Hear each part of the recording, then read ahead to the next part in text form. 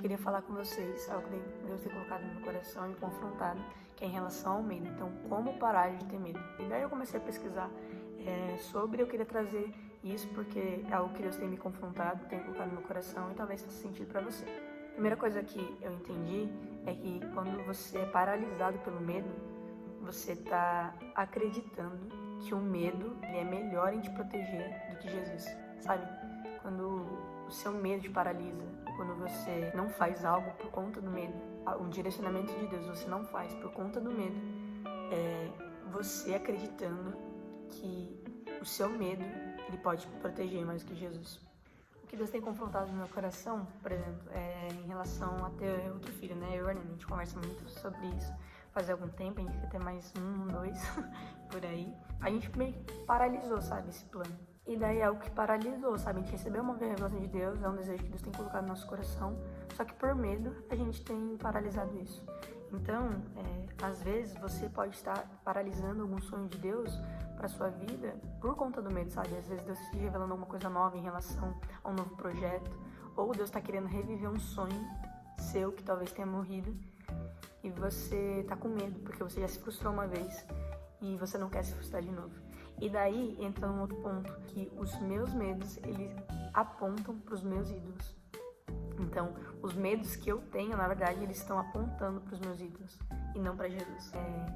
Tem várias coisas que podem acontecer, por exemplo, eu coloco meu conforto, tenho medo de perder meu conforto, então eu estou me colocando no centro, eu estou me tornando meu ídolo. Em relação ao ministério, como a gente tá servindo e tal, então eu tô colocando o meu ministério às vezes como um ídolo do que a revelação de Deus, porque é algo que Ele tem colocado no nosso coração.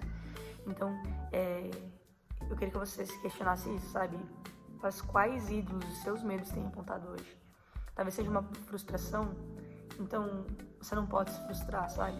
E a pergunta que eu queria trazer para você também é o que você está fazendo ou deixando de fazer por conta do medo. Tem coisa na sua vida que você não está fazendo porque você tem medo. E Deus, Ele já te mostrou. Talvez Deus esteja falando com você e você não está fazendo por conta do medo. Talvez por exemplo, Deus fala assim pra você, você precisa evangelizar tal pessoa. E você fala assim, não, Deus, eu tô com medo de falhar, de errar. E Deus está se colocando no centro e não a vontade de Deus no centro do seu coração. Então, o que você está fazendo ou deixando de fazer por conta do medo? E uma coisa que é importante a gente entender é que a gente não pode submeter Jesus ao nosso medo, sabe? A gente não pode colocar o nosso medo acima de Jesus. Então, a gente precisa acreditar e confiar que Jesus está cuidando da gente, tá? E eu falei sobre o que o medo causa, né? O que acontece em relação ao medo, mas como que a gente faz para não ter mais medo, né? Como parar de ter medo e acreditar no que Deus está fazendo. Primeiro, a gente precisa entender que quando a gente começa a conhecer a Jesus, o medo ele precisa de ir embora. Então, quanto mais revelação a gente tem de Jesus, quanto mais a gente conhece a essência de Jesus, a bondade de Jesus, o medo ele não consegue ficar, porque em João 4,18 diz que o perfeito amor, o verdadeiro amor, em outra tradução, lança fora todo medo. Então, quanto mais a gente conhece o amor de Deus pela gente, mais a gente confia. Cara, é igual o Heitor. Por exemplo, o Heitor, ele sabe que eu amo ele. Então, toda vez quando eu falo, Heitor, vem. Tipo, ele tá em cima da escada, eu falo, filho, pula. Muitas vezes ele fica com medo, mas ele confia no meu amor por ele. E daí ele acredita que eu vou fazer o melhor e eu vou cuidar dele. Então, com Deus é assim também. Quanto mais a gente confia, quanto mais a gente caminha, quanto mais a gente entrega, mais a gente vai perdendo o medo, sabe? Então, a gente precisa conhecer a essência de Deus. A gente não pode viver por medo, a gente precisa viver por uma revelação de Jesus. Não viva por medo, viva por uma revelação, sabe, da face de Jesus. Sempre quando a gente vê algo e a gente começa a seguir isso, no meio do caminho vão acontecendo algumas coisas que podem nos trazer medo. Assim como Pedro, quando ele estava andando sobre as águas, sabe? Ele viu Jesus e ele falou assim, diga pra eu ir até você, sabe? Cara, ele fez um negócio insano. E ele podia ser o mais doidinho da equipe lá, mas ele era o que viveu uma das experiências mais loucas com Deus. E daí ele falou assim, fala pra mim ir até você. E Deus falou assim, venha. E quando ele começou a ir, no meio do caminho, ele começou a duvidar. O medo invadiu o coração dele. E daí ele começou a afundar, porque ele olhou para as circunstâncias. Então, Deus, ele deu uma revelação, ele foi, mas no meio do caminho, ele não conseguiu permanecer com os olhos fixos em Jesus, e daí ele começou a afundar. Mas ele fez uma coisa que a gente precisa entender para nossa vida, porque as coisas Deus, o nosso relacionamento com Deus, ele nunca vai ser linear, sabe? Ele nunca vai ser algo reto, plano. A gente sempre vai ter lutas e daí a gente vai ter que continuar buscando. E com Pedro foi exatamente isso. Quando ele começou a afundar, ele olhou para Jesus e falou assim: salva-me.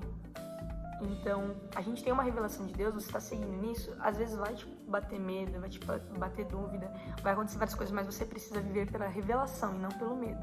Então, quando o medo acontecer, você se lembra da revelação de quem Jesus é e do que ele já fez. E daí você clama: Jesus, salva-me. E é uma oração que eu quero trazer para mim, sabe? Deus, encha-me da coragem de alguém que conhece Jesus. Porque quanto mais a gente conhece Jesus, menos medo eu tenho. Menos por medo eu vou viver. Eu vou viver pela revelação de Jesus e não pelo medo. Só falta alguns meses pro ano acabar. E daí eu quero te perguntar: o que você vai fazer com as revelações que Deus tem te dado? Sabe? Quais sonhos talvez Deus está pedindo para você reviver, que você já matou no seu coração por medo de se frustrar novamente, que Deus está pedindo, que Ele está te revelando novamente, sabe? Quais passos Deus está pedindo para você ter e você não está conseguindo por conta do medo. Então, o que você vai fazer com as revelações que Deus está te dando? Viva esses últimos meses cheios da presença de Deus. Vamos buscar nesses últimos meses viver cheios da presença de Deus, porque quanto mais da presença, quanto mais a gente olhar para Ele, e quanto mais a gente confiar, que nem o Heitor, né, usei o exemplo.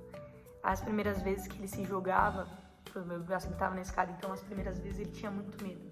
Mas quanto mais ele foi aprendendo que quando ele estava dando aquele passo de saltar no meu colo, eu ia segurar ele, cara, hoje ele parece um doido, sabe? Tipo assim, eu coloco ele na escada, às vezes eu não tô olhando, na verdade hoje até chega a ser perigoso, mas porque eu sou humana, né? Então, ele salta, ele confia, porque ele me conhece, ele foi me conhecendo ao ponto de confiar plenamente.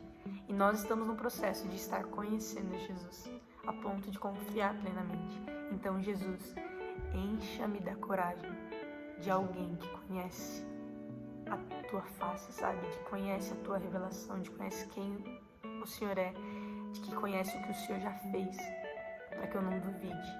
E mesmo quando eu duvidar, quando as dúvidas entrarem no meu coração, eu posso gritar: Jesus, salva-me, e me revela mais uma vez. Em breve terei algumas novidades para vocês, então se você sabe o que é, ou talvez você imagine o que seja, comenta aqui. E Deus é muito bom. Eu decido hoje viver com a coragem de alguém que conhece Jesus. É isso, galera. Deus abençoe. Vamos pra cima. Eu tô maluco. Deus é bom.